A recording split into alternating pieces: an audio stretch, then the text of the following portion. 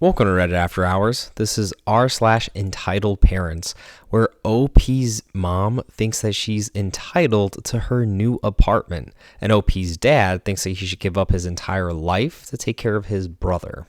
Our first Reddit post comes from Boy Mom WPMD Kenzie, titled, "My mom thinks she's entitled to my new apartment."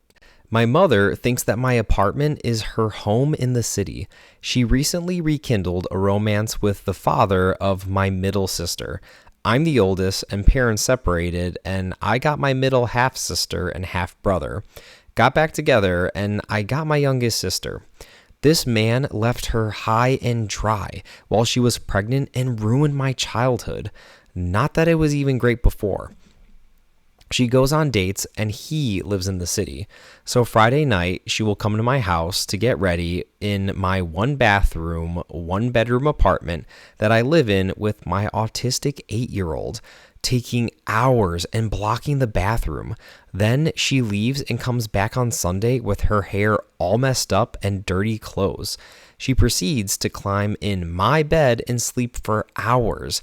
Get up and wash her clothes. She has a washer and dryer that she will always remove anything from, regardless of what I'm washing, even if it's wet or not. Take a long hot shower, do her hair, and then pack up and leave. She has also started dropping by weekday evenings or early in the morning on weekdays to get ready for work if she was with him the night before. My son comments on her disheveled appearance and messy hair and about how long she is asleep. This past time, I offered to do her laundry for her to expedite the process. She neglected to tell me that the cover that she had taken to his house was covered in period blood and probably some other stuff. I saw red and had visions of dragging her out of my home.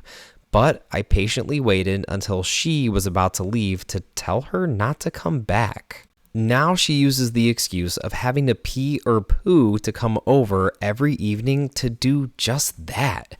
Pee or poo, and she's using all of the wipes that I buy for my son because he has gastrointestinal issues associated with autism.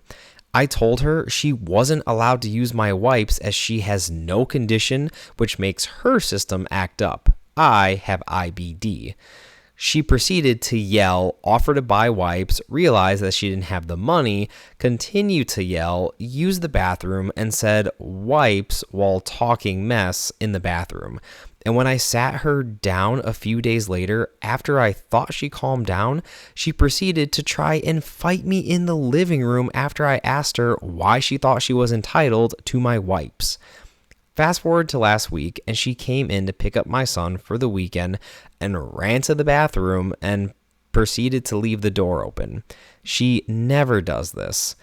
She took a good 10 to 15 minute poo, flushed, washed her hands, and left the light on and the door open, and let the smell permeate my small apartment. She could have also clearly smelled it, and when I complained, she proceeded to just be a butthole and told me that it wasn't that bad, and I should just deal with the smell because it'd be gone soon. But I live in the sub-level apartment and have sealed all windows and doors and cracks. I even caulked the baseboards because of bugs that find their way in. The smell took hours to go away after she left. So I sent my son to her car in the parking lot now, and she's upset. I also suffer from depression and narcolepsy and insomnia and PMDD and ADHD and an anemic. And she would come in and look around my apartment with disgust and make rude comments about how dirty she thought it was, or my lack of Christmas tree. She snuck her large file cabinet on my moving truck, and it's the closest thing to taking up so much space. She was supposed to get it all last fall, and all in front of my son, and it would send me into kind of a comatose depressive state for the entirety of the weekend. She never offered to help and didn't even notice when I impulsively cut 5 inches off of my hair. She still hasn't noticed. So, sorry, rant over. So, small update. She is now banned from entering my apartment, and when I listed the reasons because she needed to know, she replied with a text saying, "I knew it." I was shocked that there wasn't an apology, but also I wasn't. I told her that if she knew, she could have just corrected her behavior. Our next Reddit post comes from Going Abroad CHE, titled, "Dad Wants to Interrupt My Studies to Support Stepbrother." My name is Michael. I was born and raised in Missouri. I'm going to keep it short. My mom died when I was 13. Dad remarried. We moved in with my stepmom, Linda, and my stepbrother, Lucas, who's the same age as me. Then everything went to crap. My father started overcompensating and became super dad to Lucas, which meant that I had to be left in the dust. Over the years, it became clear that Lucas was the priority, could do no wrong, and was generally the golden boy who deserved everything. I won't go into details because I'm sure you've heard it all before. Lucas was never openly hostile towards me, but definitely enjoyed his preferential treatment. At some point, I decided that it wasn't worth trying and just focused on finishing high school. I had plans that would ensure that I wouldn't have to deal with my folks after graduation and just hope that things didn't get any worse. The final blow came shortly before graduation. Again, the short version. There was a college fund for me, which my dad and mom had set up before she passed. Lucas didn't have one. Guess what? Lucas got the fund instead, with my dad explaining over 40 minutes how he justified it. I wasn't really listening, but it was something about Lucas needing all our support and how they would assist me in other ways. In the end, this assistance meant that I would be allowed to stay in the family house until I, quote, figured things out. That actually worked in my favor because I had already figured things out, but needed time to put stuff into action.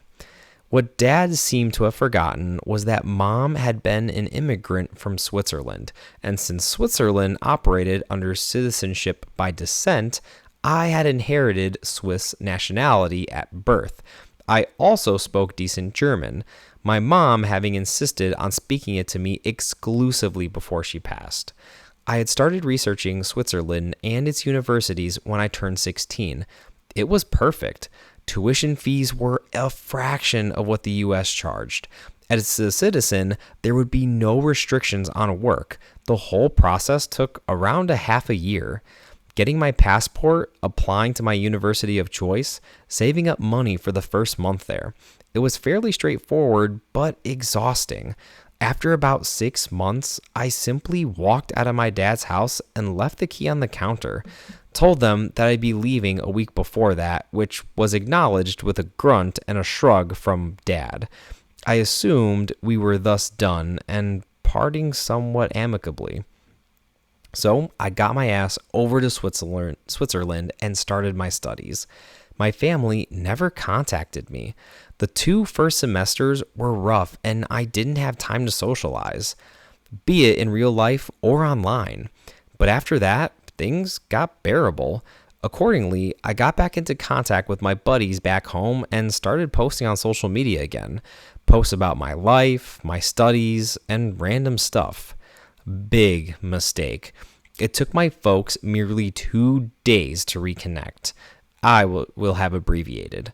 Dad and Linda were extremely upset that I hadn't informed them about my plans, insisting that Lucas could have profited from this opportunity as well. Wasn't sure what they meant by that, but whatever. They inquired why I had kept this from them and why I just disappeared, why I didn't feel bad about it, and similar stuff. At some point, I got fed up. I told them that this is how it is. They had their lives and I had mine, and that's that. They didn't like it and decided to double down hard. First, they tried to get Lucas Swiss citizenship as well. That didn't work because citizenship is only passed down to direct descendants. Then they tried to get Lucas to transfer to my university. That didn't work either because he didn't speak a lick of German. It was weird. These people never considered the world outside of our state to even exist, and now we're suddenly hyper-focused on a foreign country they do nothing about. Meanwhile, my friends back home informed me why my dad and Linda were acting out.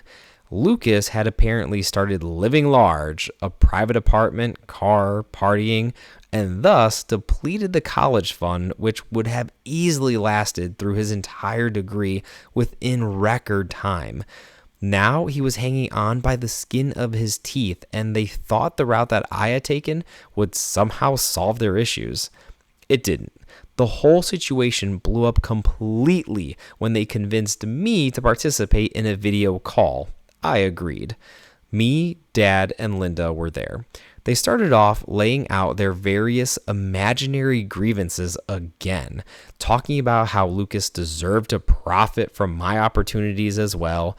I swear they used the word opportunity at least a gazillion times. I got frustrated and I finally lashed out, telling them that it wasn't within my power to dish out freaking opportunities. Then they dropped the final crazy bomb. They informed me that in order to support Lucas, we all had to make sacrifices. Thus, they expected me to interrupt my studies, return home, and start contributing to the family. Dad even said that he would pay for my flight back. What a generous man. I also got a brain aneurysm, but told them somewhat calmly that I was more than happy to oblige right after hell freezes over. This resulted in them losing their cool. Dad started shouting, Linda started sobbing, and me, well, I ended the call. I decided not to block them, but refused to take any calls. Now voicemails, texts, and emails are all piling up, ranging from anger to guilt tripping to gaslighting. I am still here and still studying. Anyways, that's my entitled parent story. If you have any other comments or any advice, feel free to drop them in the comments. Our next Reddit post comes from EveryDiver8923, titled, Entitled Mom Wants Us to Stay Late Because She Just Arrived. I do face paint at various popular kids attractions throughout my city. I work for a company that has contracts with the locations, and then I just go in as needed. My company also offers caricatures, and I believe a few other things.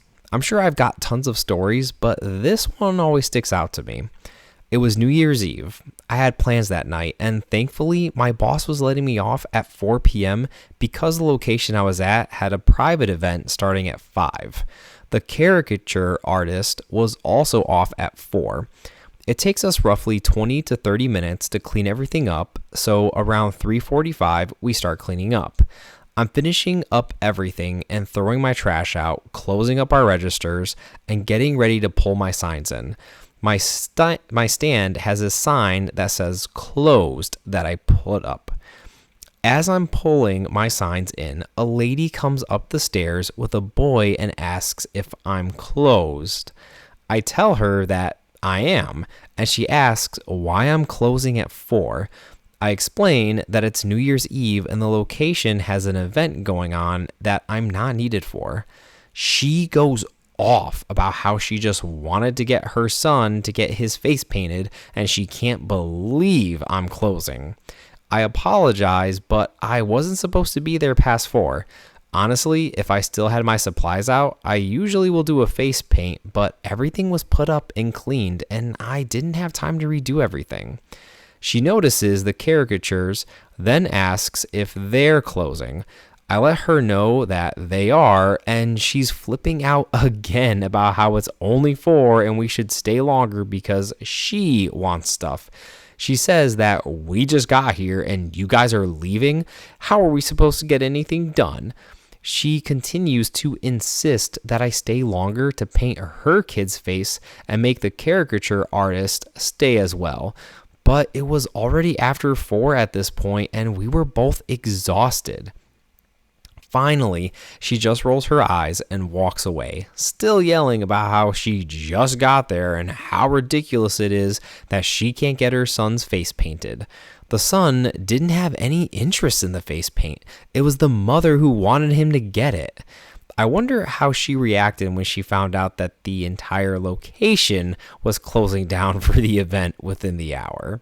I will honestly never understand the entitlement of some people. It will just always continue to baffle me. That was Reddit After Hours, bringing you r/entitled parents.